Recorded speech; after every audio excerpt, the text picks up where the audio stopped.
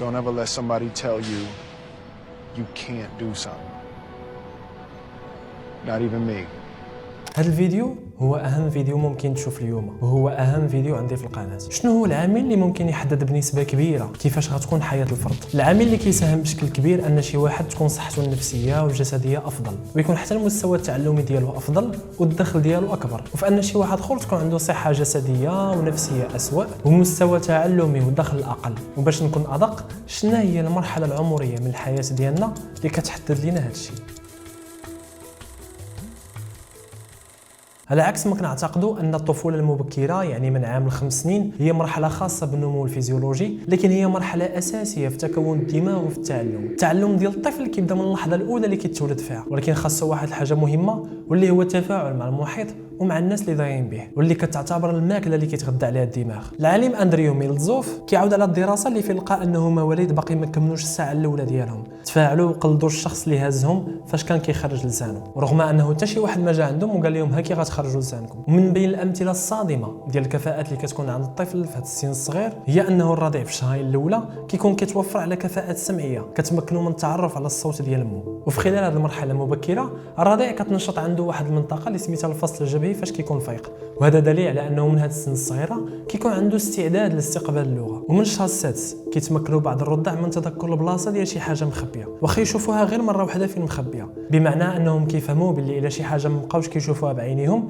هادشي ما كيعنيش انها ما بقاتش كاينه. الطفل ماشي غير سريع التعلم، لكن كيجيب توقعات كيفاش هذا العالم كيخدم. فمثلا من الشهر السادس كتولي عندهم القدره انهم يميزوا بين عددين حسابيين وعلى راس الاخطاء الحسابيه. وقبل ما ندخل في التجربه خصك تعرف بلي الاطفال عموما ملي كيشوفوا شي حاجه عاديه ما كيطولوش فيها الشوف كنوع من الملل، ولكن ملي كيشوفوا شي حاجه غير عاديه كيطولوا فيها الشوف كنوع من التعجب. وبالنسبه للتجربه ديال الحساب كانوا كيجيبوا الطفل وكيعرضوا عليه واحد العمليه بسيطه ديال الطرح، 2 دميات نقصنا منها دميه واحده غتبقى عندنا وحده، حاجه عاديه. وهذا الشيء علاش الطفل دغيا مل ودور وجهه. لكن في المره الثانيه عرضوا عليه عمليه بسيطه ديال الجمع، دميه زائد دميه، المفروض طبعا انها تساوي 2، لكن بينوا ليه باللي كتساوي غير 1. وهنا الطفل زادت المده اللي كيشوف فيها الدميه وتبدلات الملامح ديالو. The baby seemed surprised. يعني بحال بغى يقول لهم هذا الشيء راه خاطئ، راه كتساوي 2. وطبعا هذه العمليه تعاودات وعطات نتائج مشابهه. دابا بغيت نسولك على الجاذبيه، امتى تعرفتي عليها؟ في الابتدائي، الاعدادي ولا الثانوي؟ الحقيقه انه الجاذبيه هي من بين الحوايج اللي كنكونوا متوقعين اننا نشوفوها من الطفوله المبكره ديالنا. فمثلا في واحد الدراسه رائعه على يد سوزان هيسبوس، في التجربه كانوا كيجيبوا الاطفال اللي غالبا كيكون عمرهم 6 اشهر. في المره الاولى وراوهم حدث عادي، لعبه كنحركوها من فوق واحد العود. هنا الاطفال جاهم هذا الشيء عادي وممل ودغيا دوروا وجههم. لكن في المره الثانيه وراوهم حدث غير متوقع. القائمين على التجربه حركوا هذيك اللعبه خارج ذاك العود وما طاحتش. وهنا الاطفال زادت المده اللي كيشوفوا فيها هذيك اللعبه وما دوروش وجههم. And they go, oh my gosh. You can see their focus in their eyes. يعني بحال بغاو يقولوا لهم عاوتاني هذا الشيء راه ماشي صحيح وديك اللعبه راه خاصها طيح. هذا الشيء عجيب ياك، ولكن باقي ما ساليناش. حنا الراشدين كنقدروا نفرقوا بين اوجه البشر بسهوله واخا يكونوا متشابهين، يعني مثلا هذا غوارديولا وهذا الرمضاني. لكن ملي كنجيو القرده مثلا اللي من نفس النوع كيولي مستحيل نفرقوا بينهم، لاننا كنتعاملوا معهم كمجموعه ديال القرده ماشي كافراد. الا انه فاش دارت تجارب على اطفال عمرهم 6 اشهر لقاو باللي عندهم هذه القدره، كيقدروا يفرقوا بين اوجه القرده بنفس الطريقه اللي كيفرقوا بها بين اوجه البشر. لكن للاسف في الشهر التاسع كنبداو نفقدوا هذه القدره، لانه الطفل كيبدا يحتك مع اوجه البشريه اكثر، فبالتالي الدماغ كيحاول يتادابط. 80% من الدماغ كتكون في 3 سنين الاولى فين كتشكل الملايير ديال الخلايا العصبيه، كما انه في كل ثانيه من هذه المرحله كيتشكل من 700 حتى ل 1000 مشبك عصبي. وقد ما تقدمنا في السن هاد التشابكات كتكون دارت بلاصتها وصعيب تبدل. لهذا فالطفوله هي مرحله اساسيه في رسم المسارات العصبيه ديال الدماغ. وهنا مثلا غيبان لك التطور اللي كيوقع في عدد التشابكات من الولاده حتى العام الثاني، وكما قلنا هادشي كيبقى غادي في وتيره سريعه حتى العام الثالث. يعني في الطفوله كيكون اسهل انه نتعلموا وانه نتبناو سلوك ايجابي اللي غيبقى معنا في حياتنا كلها. وهادشي اللي غيبان لك في هذا المبيان اللي كيوضح انه قد ما تقدمنا في السن كتنقص الليونه العصبيه وكيولي خاص نديروا مجهود اكبر لاحداث التغيير. بينما في الطفوله المبكره من الولاده حتى العام الثالث خصوصا الليونه العصبيه كتكون مرتفعه، والجهد اللي خصو يتبدل باش يوقع تغيير كيكون قل. هذه القضيه ديال تشكل التشابكات العصبيه كتاثر بشكل كبير بطريقه تفاعل الطفل مع المحيط ديالو، لان الدماغ عضو متداخل للغايه، والرفاهيه العاطفيه والتفاعل الايجابي ديال الطفل مع الوالدين ديالو او مع مقدمي الرعايه هو اساس القدرات المعرفيه ديالو. لكن في غياب استجابه الوالدين لحاجيات الطفل ديالهم، او ان هذه الاستجابه تكون بطريقه غير مناسبه بحال التعنيف، بنيه الدماغ في هذه الحاله ما كتشكلش بالطريقه المنتظره، الشيء اللي كيأثر على كفاءه الدماغ. اهميه الاهتمام والتواصل والتاثير السلبي ديال الاهمال على الطفل بانوا في واحد التجربه اللي سميتها ستيل فيس اكسبيرمنت. لاحظ في الاول من الام كتجاوب مع طفلها كيفاش كيكون فرحان ومتجاوب حتى هو. And play with her. They're working to coordinate their emotions and their intentions, what they want to do in the world, and that's really what the baby is used to. لكن شوفوا كيفاش غيولي من بعد. Baby very quickly picks up on this, and then she uses all of her abilities to try and get the mother back. She smiles at the mother. She points because she's used to the mother looking where she points. Puts both hands up in front of her and says, "What's happening here?" Their posture because of the stress that they're experiencing. تخيل ان هذا الشيء وقع في التجربه اللي المده ديالها لا تتجاوز بضع دقائق، فكيفاش غيكون الحال بالنسبه للطفل اللي عايش في وسط دائما مهمل؟ هذا التواصل اللي دوينا عليه كيأثر حتى في المشاعر ديال الطفل، فانه يخليه مثلا يا خايف يا متشجع ومرتاح، وهذا الشيء كيأثر حتى على السلوك اللي كينتج على هذا الشيء. هذه القضيه بانت في واحد التجربه اللي سميتها ذا فيجوال كليف. في هذه التجربه كانوا كيجيبوا الطفل وكيحطوه في واحد الطاوله كتشبه الضامه فيها مربعات حمرين ومربعات بيضين، وفي النصف ديال هذه الطاوله داين واحد الخدعه بصريه اللي كتبين للطفل بحال كاين واحد الحفره اللي غيطيح فيها. المهم كتبدا التجربه وكيحطوا الطفل في البدايه ديال هذه الطاوله وكيحطوا واحد اللعبه في الاخر ديال الطاوله باش الطفل يضطر انه يدوز من ديك الحفره الا بغى يوصل ليها، لكن في نفس الوقت حطوا حتى الام ديالو قرب اللعبه، وداك الشيء اللي تم ملاحظته عجيب. الطفل فاش كان كيشوف الام ديالو كدير ملامح ديال التخويف والتحذير كان كيوقف وما كيزعمش يكمل الطريق في اتجاه اللعبه، بينما فاش كان كيشوف الام ديالو كتبتسم وكدير ملامح ديال التشجيع الطفل ما كيوقفش وكيكمل طريقه نحو اللعبه واخا كيبان ليه باللي كاينه حفره. So by 11 to 12 months of age, the baby is already doing what all of us do when something unusual happens. We look around to figure out how other people are reacting. فاش كيتعرض الطفل لشي موقف اللي كيعيش فيه التوتر الجسم كيدخل في حاله تاهب، فكيبدا بافراز هرمون الكورتيزول وادرينالين. لكن ملي كيسالي موقف او كيتدخل شي واحد من الاقارب ديال الطفل الجسم كيرجع للحاله ديالو العاديه، وهذا التوتر كيتسمى بالتوتر الايجابي لان المده ديال الوضعيه كانت قصيره او لانه شي واحد من الاقارب ديال الطفل تدخل وعطاه الامان اللي محتاج ليه. الا انه ظروف بحال الاهمال المستمر، التعنيف، الفقر المدقع مع الجو العائلي والتعليمي الغير صحي كيخلي هذا التوتر يبقى يتعاود، وحيت الطفل ما كيلقاش اللي يستجب ليه او اللي يوفر ليه التعاطف والامان اللي محتاجهم في ديك اللحظه، الادرينالين والكورتيزول كيتفرزوا بمعدل اكبر من الطبيعي، وهذا النوع من التوتر كيتسمى التوكسيك ستريس، التوتر السمي، وهذا الشيء كيكون مجهد للانظمه النمائيه وكيأثر بالسلب على التعلم والسلوك وحتى على المناعه والقلب والصحه النفسيه ديال الطفل. وهذا الشيء كيكون واضح ملي كنلقيو نظره على الخلايا العصبيه ديال الاطفال اللي تعرضوا للتوكسيك ستريس، بحيث انه التشابكات اللي كتكون عندهم في هذه الخليه كتكون اضعف واقل مقارنه بالخليه العصبيه اللي كتكون عند الاطفال اللي ما تعرضوش للتوكسيك ستريس. وهنا الوالدين هم المسؤول الاكبر على انهم يوفروا الاهتمام والجو الاسري الصحي لاولادهم. It's my responsibility. A man is supposed to take care of his family.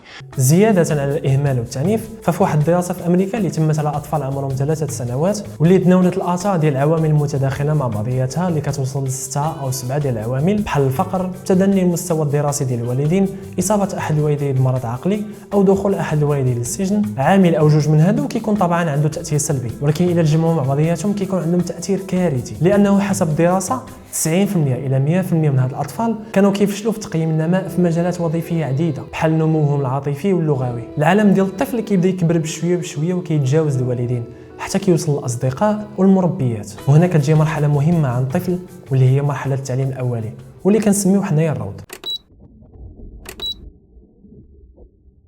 وباش نفهموا التاثير ديال التعليم الاولي على حياه الفرد غنرجعوا لواحد الدراسه مهمه اللي تمت سنه 1972 والمده ديالها دامت 40 سنه واللي سميتها بيري بريسكول بروجيكت. الدراسه تمت على 123 طفل امريكي من مستوى اجتماعي فقير. 58 من هاد الاطفال دخلوا لواحد البرنامج ديال التعليم الاولي اللي الجوده ديالو عاليه واللي دوزوا فيه عامين مني داروا 3 سنين حتى كملوا 4 سنين، و65 الاخرين ما دخلوش للتعليم الاولي. المجموعه الاولى اللي دخلت لذاك التعليم الاولي بجوده عاليه المعلمين ديالهم كانت عندهم كفاءه عاليه ومتخصصين في الموضوع، كما انه التعلم ديال هاد الاطفال كان كيتم بالتفاعل مع الاشخاص باش يطوروا مهاراتهم الاجتماعيه، والتفاعل مع الاشياء باش يحلوا المشكلات ويطوروا الابداع ديالهم، والتفاعل مع الافكار باش يطوروا الخيال ديالهم. والموضوعات اللي كانت كتقرا وسط هذا البرنامج كانت متنوعه: الرياضيات، اللغات، التمثيل، الموسيقى، الحركات والعلاقات الاجتماعيه. ومن سالت التجربه وحللوا النتائج لقاو ان الفروقات كانت صادمه. نبداو بالسن الخامسه. في المجموعه الاولى اللي دخلت لذاك التعليم الاولي 67% من اطفالها كانوا مستعدين يدخلوا المدرسه، بينما يلاه بلغت النسبه 28% من المجموعه الثانيه. ونفس الشيء في باقي المقارنات، لانه في سن 14 61% من المجموعه الاولى كانت ملتزمه بالمدرسه، بينما بلغت النسبه في المجموعه الثانيه غير 38%. اضافه الى انه 77% من المجموعه الاولى تخرجوا من الثانوي مقارنه ب 60% اللي تخرجوا من المجموعه الثانيه. ومن داروا 40 عام 60% من المجموعه الاولى كانوا كيربحوا متوسط ديال $20,000 في السنه او اكثر في ذاك الوقت، بينما المجموعه الثانيه غير 40% اللي كانت كتدخل هذا المبلغ في السنه. ومن غير المقارنات اللي عندها علاقه بالمستوى الاكاديمي والدخل السنوي فراه كانت فروقات حتى في نسبه ارتكاب الجريمه. في المجموعه الاولى 36% منهم تعتقل 5 المرات او اكثر من تولد حتى لسن 40، لكن المجموعه الثانيه فات العدد النصف ديالهم فبلغت النسبة 55%. كما أنه كانت فروقات أخرى مثلا في نسبة البطالة، نسبة الناس المدمنين على المخدرات من كل مجموعة، ونسبة نجاح العلاقات الاجتماعية. يعني خلاصة أن هذاك برنامج التعليم الأولي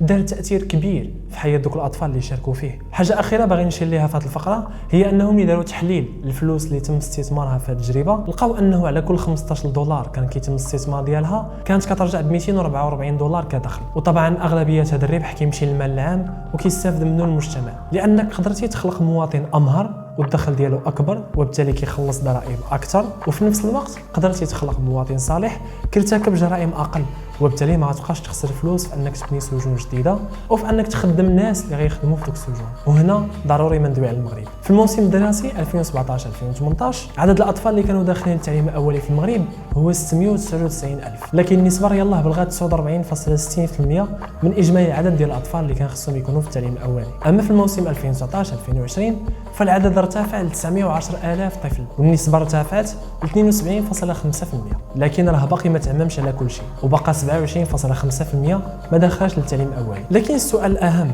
هو كيفاش دايره جوده التعليم الاولي عندنا وشنو هي الحوايج اللي كيخرج الطفل رابحها من هذه المرحله. ولكن كندوي على الاهتمام بهذا القطاع فاحنا كندوي على الاهتمام بالمربيات اللي كيراعيو وكيرافقوا وكيقريو هاد الوليدات، واللي للاسف لعده سنوات هما كيتخلصوا خلصه زاهده، وفي هذا العام نسبه كبيره منهم ما تخلصوا حتى دازت 7 شهور او 8 شهور من التحاقهم بالعمل سواء القدامى او الجداد. With all due respect, what the fuck are you talking about? ثاني حاجه مهمه هو انه ما كاينش تكوين معمم وخاص بهذه الفئه قبل ما يدخلوا الاقسام ويمارسوا العمل ديالهم. هنا طبعا ما كندويش على المبادرات الخاصه ديال المربيات، لكن كندوي على المؤسسات اللي عندها علاقه بهذا القطاع واللي هذه هي المسؤوليه ديالها.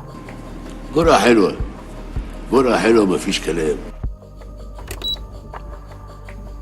بنية الدماغ كتضم حوالي 86 مليار خلية عصبية، وكل واحدة منها كتضم بين 1000 حتى ل 10,000 مشبك عصبي. المشبك العصبي هو ذاك المسار أو الربط اللي كيكون بين خلية وخلية واللي كتدوز عن طريقه الإشارات العصبية، لكن هذا العدد الهائل ديال التشابكات العصبية كينتقص للنصف تقريبا. فالمسارات العصبية اللي كيتم الاستثارة ديالها من خلال المدخلات الحسية أو اللي كنستعملوها في حياتنا اليومية كتشد بلاصتها وكتولي أقوى، لكن اللي ما كنستعملوهاش واللي ما كيتمش الاستثارة ديالها كتندثر مع الوقت. use it or lose it. وهنا نعطيو مثال بتعلم الموسيقى.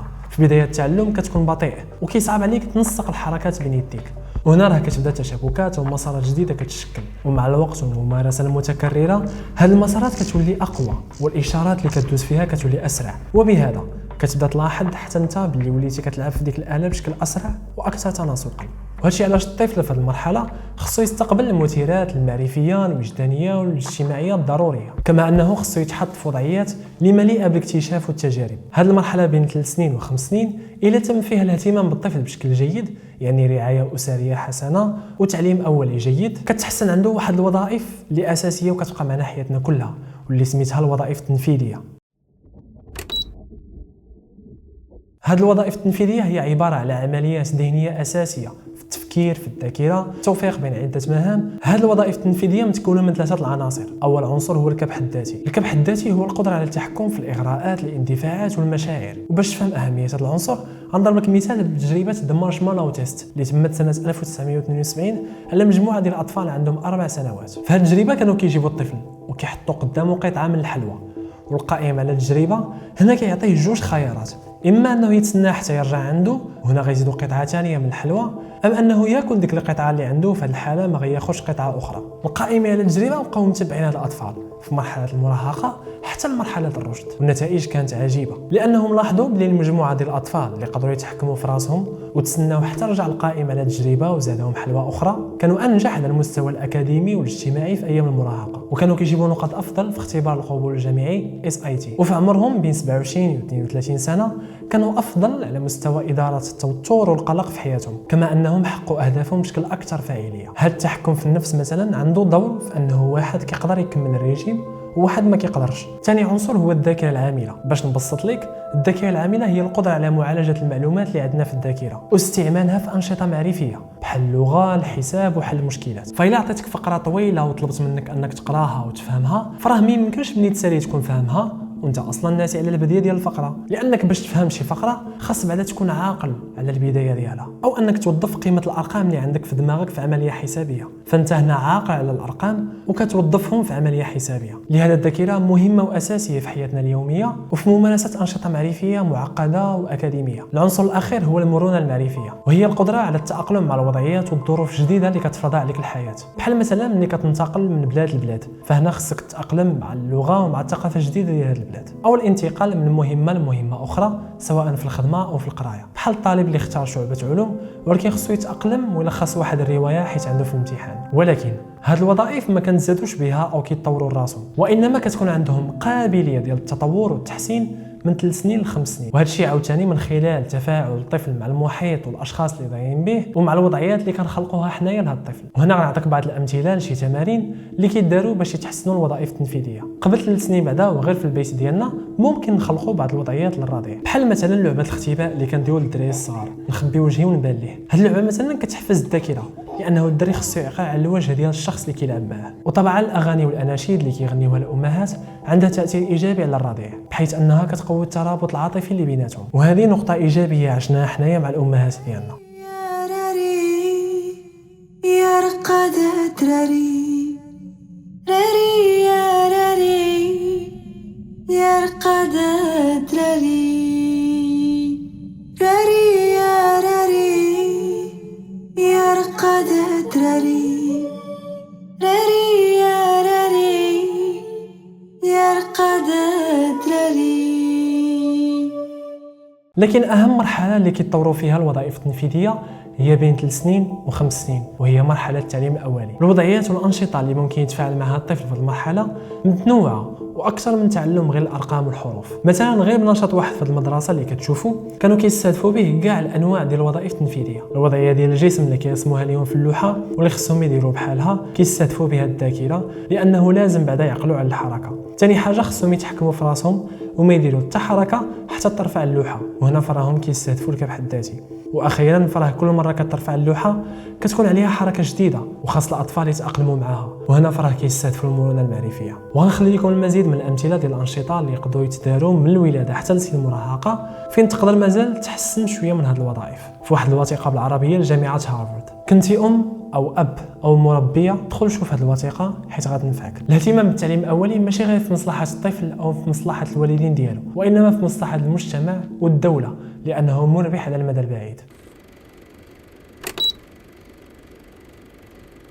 ومن اكثر الناس اللي دواو على هذه المساله هو عالم اقتصاد هيكمان اللي ربح جائزه نوبل سنه 2000.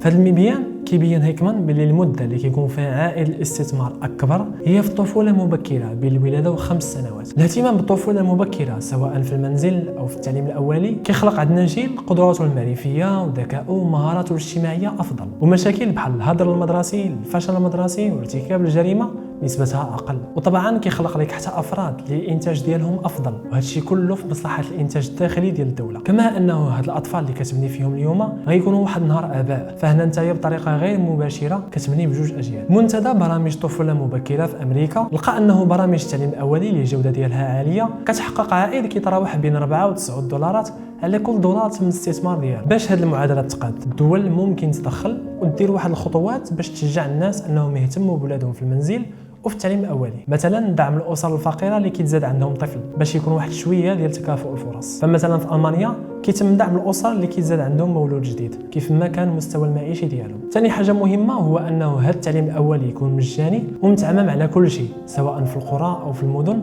بحال فرنسا. ثالث حاجه وهي عطله امومه او ابوه كافيه ومدفوعه الاجر. فمثلا في النرويج كيتم تشجيع انه احد الوالدين ياخذ عطله مدفوعه الاجر، وكيحق الام العامله انها تاخذ اجازه لمده عام ب 80% من الاجر ديالها او 10 اشهر ب 100% من الاجر ديالها. وطبعا ما نساوش في الاخير التكوين او التدريب او التوجيه للوالدين المقبلين على هذه المرحله باش يعرفوا يتعاملوا مع اولادهم. اخيرا بغيت نقول ان هذه ماشي محاضره، هذا فيديو خدمت عليه لمده طويله لانني اقتنعت باهميه هذا الموضوع وبانه خصو يتهضر عليه وما يمكنش نغطي الموضوع كله في فيديو واحد. لهذا الا بغيتي تعمق المعرفه ديالك غنخلي لك العديد من المصادر في صندوق الوصف. كما انه كاين ناس مغاربه عندهم انتاجاتهم بخصوص هذه المواضيع وباللغه العربيه، على راسهم البروفيسور الغالي احرشاو والبروفيسور زغبوش بن عيسى. واخيرا ما ننساش نشكر كريم على الاضاءه والتصوير، حنان امجد على الاغنيه والصوت الرائع ديالها، وامين على الموسيقى الجميله ديالو اللي خلاها خصيصا على قبل هذا الفيديو، وحتى ايوب على المينياتور اللي صيب.